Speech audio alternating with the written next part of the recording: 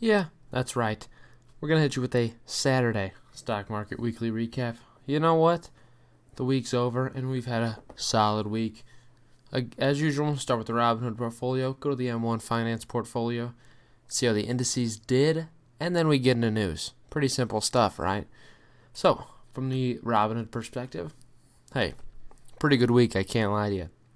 Up $677 or 3.25%. Overall, the portfolio is at $21,178. All time up $6,828 or 47.58%. Solid stuff. As far as any changes, not a massive week, I would say, all things considered. We did obviously have Prospect Capital's dividend payout. Their $2.50 dividend. For some reason, it started me this. Reinvest for 0.48 shares. You love to see that.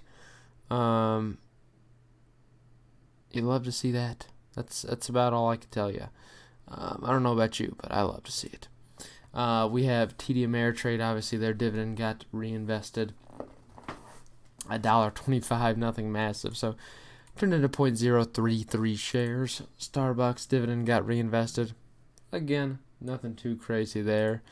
0.01 shares reinvested from that 82 cents, so not massive at all.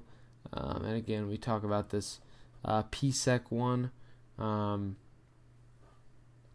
Prospect Capital, nice. We did sell our position of Galmed Pharmaceuticals, finally. This garbage piece of crap. I was down like 40% on this and just sold the 15 shares I had because I was tired of holding in the portfolio. So really, other than that, all we have is next week we have a 4-to-1 split on Apple. So that is going to be interesting to see that. I'll show you what the portfolio looks like, obviously, next week in a recap after that. So it'll be interesting to look at, and I'm excited to own a little bit more Apple, baby. From the M1 Finance portfolio perspective, on the week we're up 4.09 or 564 buckaroonies. All time now, up 65.93% or $2,889. And again, that's including dividend. If you're looking at just the positions themselves, I'm up $2,524 or 21.35%. As far as activity on the week, nothing incredible by any means. We had just our normal buys. Nothing crazy here as far as what was purchased. Really just the same. All of everything, really. Royal Bank of Canada paid a dividend, $1.37. Obviously, we paid the foreign tax on that, as you know we do. And we had Orchid Island Capital pay $2.28 in dividend, and Welltower pay $4.13. Nothing too crazy as far as that's concerned, so activity's not too wild. So we'll take a look at the indices. How did these bad boys perform? Did we outperform them? I hope so. On the Dow Jones perspective, the Dow Jones was up 2.59 on the 5 day. So on the week, up 2.59. Pretty good week for the Dow, I can't lie to you. Brings it year to date up 0.4% now. So green for the year right now in the middle of a recession. Green for the year.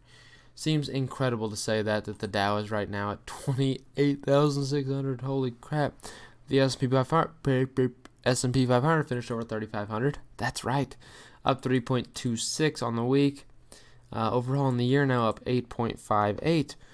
Crazy stuff. It's good performance. And the NASDAQ also up 3.39. Or on the year up 30.35. So our portfolios performed pretty well this week. Can't lie, I'm pretty okay with the performance. It doesn't make me upset by any means. We take that. We take that as a win. So as far as the news is concerned, we have a little bit more drama. Now between Facebook and Apple. Facebook is saying that the new iOS update is going to hurt its in-app business, potentially, as far as ad sales. So A change in iOS 14 means that apps that want to use a unique device IDs for ad targeting will ask users to opt in for tracking on first launch. So supposedly, targeted ads will not be possible with this, which again is rough because targeting ads is the best way that people actually get revenue based off that. You target an ad for someone who's most likely to click on it, and that's how Facebook gets more revenue. So definitely could be a little wild. And adding on that drama, we see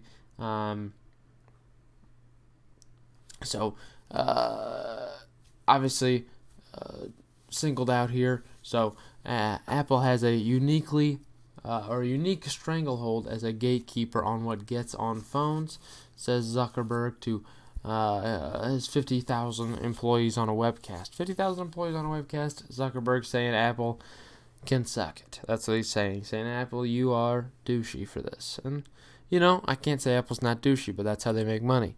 Apple's App Store, the subject of the high-profile legal fight with Fortnite. Maker Epic Games allows for charging monopoly rents and blocks innovation and blocks competition, supposedly. You know what?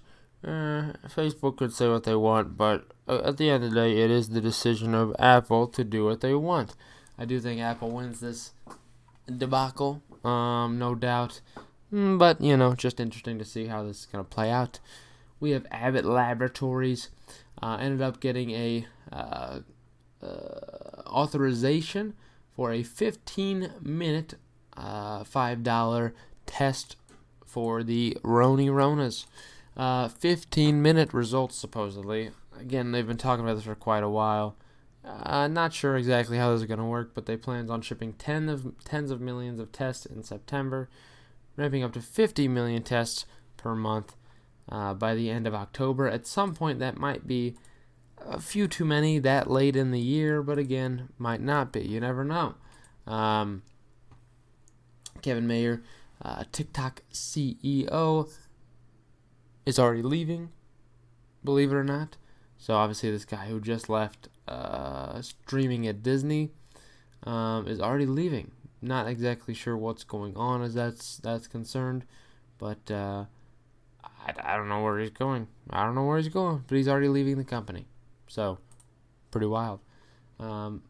Oracle potentially is bidding on TikTok. While we're on the TikTok saga, Oracle says to potentially bid $20 billion in cash and stock for TikTok.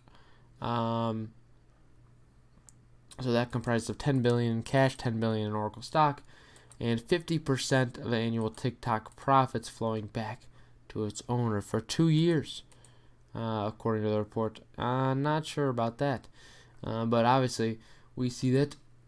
Oh, that's right. Walmart is teaming up for a bid with Microsoft, supposedly. Walmart and Microsoft teaming up. Interesting little partnership, potentially. And you can see a lot of benefit, obviously, from Walmart. The amount of advertising that could be done on obviously the number one trending app right now could be massive. But from a long-term perspective, I don't necessarily know what that looks like for them. But, it is what it is. That's all I could tell you. Could be very beneficial, though, to Walmart, no doubt, and obviously Microsoft for sure. We do see Japan's longest-standing prime minister, Shinzo Abe, is planning to resign for health reasons. So interesting stuff. I'm not sure 100% it is interesting, but supposedly Chief Cabinet Secretary Yoshihide Suga could potentially serve there. We'll see. But resignation nonetheless. And we do see AT&T potentially trying to sell freaking DirecTV finally, right? It's interesting to see. Obviously, this was an awful purchase by them. One of the worst deals I've ever seen in the history of business. There's no doubt. They bought an expensive, very expensive deal in a dying industry just a bad option. So not sure exactly what's going to happen there, if they're going to be able to sell it, but at $20 billion, you're talking about a loss of $30 billion off of that sale. Oh, yikes, just a bad purchase. So, yeah, we'll see how that goes, but that's all I got for you today.